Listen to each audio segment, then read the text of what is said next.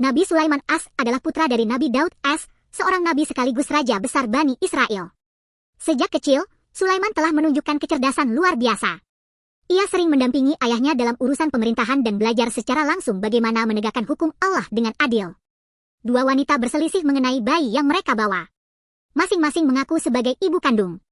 Nabi Daud hampir memutuskan perkara, namun Sulaiman yang masih muda berkata, "Bawakanlah pedang, aku akan membelah bayi itu menjadi dua." Salah satu wanita segera menangis dan berkata, "Jangan! Berikan bayi itu kepadanya." Sulaiman lalu berkata, "Itulah ibu kandungnya." Dari peristiwa ini, Sulaiman kecil mulai dikenal sebagai anak yang sangat bijak dan adil, bahkan lebih tajam daripada kebanyakan orang dewasa.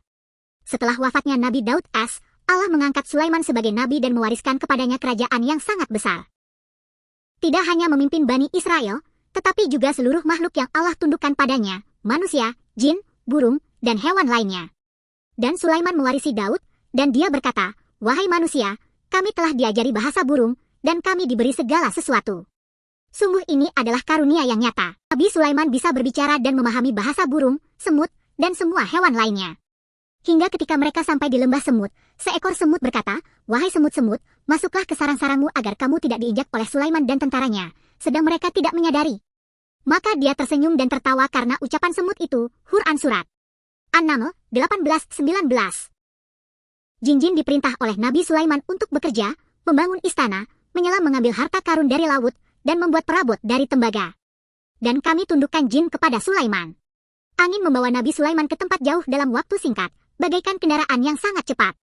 Dan kepada Sulaiman, kami tundukkan angin yang berhembus kemana saja yang dia kehendaki. Quran. Nabi Sulaiman memiliki pasukan yang tak tertandingi, barisan manusia, jin, dan burung, tersusun dalam formasi tertib dan disiplin tinggi. Suatu hari, ia mengecek barisan burung dan mendapati burung Hudhud tidak hadir. Hudhud akhirnya datang dengan membawa berita penting. "Aku datang dari negeri Sabah. Aku dapati seorang wanita memerintah mereka, dan ia memiliki singgasana yang besar. Namun mereka menyembah matahari, bukan Allah." Nabi Sulaiman pun menulis surat dakwah. "Dengan nama Allah yang Maha Pengasih lagi Maha Penyayang. Janganlah kamu meninggi diri terhadapku dan datanglah kepadaku sebagai orang-orang yang berserah diri, Muslim." Surat itu dikirim oleh burung Hudhud kepada Ratu Balkis, ratu bijaksana dari negeri Sabah, Yaman. Balkis merasa surat itu luar biasa dan penuh wibawa. Ia berdiskusi dengan menteri-menterinya. Mereka ingin berperang, namun Balkis memilih diplomasi dan mengirim hadiah mewah untuk menguji Nabi Sulaiman. Sulaiman menolaknya. "Apakah kalian hendak menolongku dengan harta?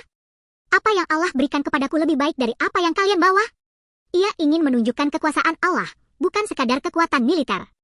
Sebelum Balkis tiba, Sulaiman ingin memindahkan singgasananya ke istana beliau. Jin Ifrit menawarkan membawanya sebelum Sulaiman berdiri dari duduk.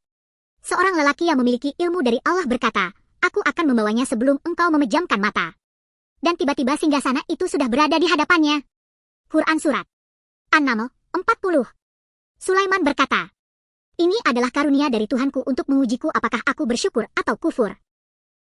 Ketika tiba di istana Nabi Sulaiman, Balkis terkagum dengan istana kaca bening seperti air.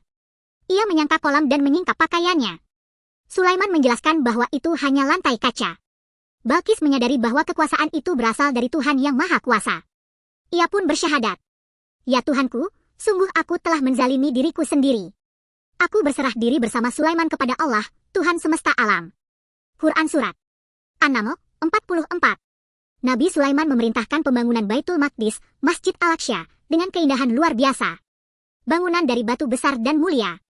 Kolam-kolam, taman-taman. Ruangan besar untuk ibadah.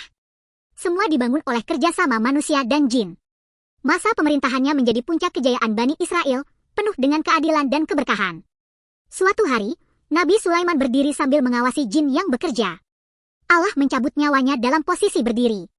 Para jin mengira ia masih hidup dan terus bekerja selama berhari-hari. Setelah tongkatnya dimakan rayap dan tubuhnya jatuh, barulah mereka tahu bahwa beliau telah wafat. Pelajaran dari Nabi Sulaiman As. 1. Ilmu dan iman lebih berharga daripada harta dan kekuasaan. 2. Kekuasaan adalah amanah, bukan kebanggaan. 3. Kepemimpinan sejati dibangun di atas keadilan dan ibadah. 4. Setinggi apapun derajat manusia, ia tetap hamba Allah. 5. Semua makhluk tunduk pada Allah, bukan hanya manusia, tetapi jin, hewan, dan alam semesta.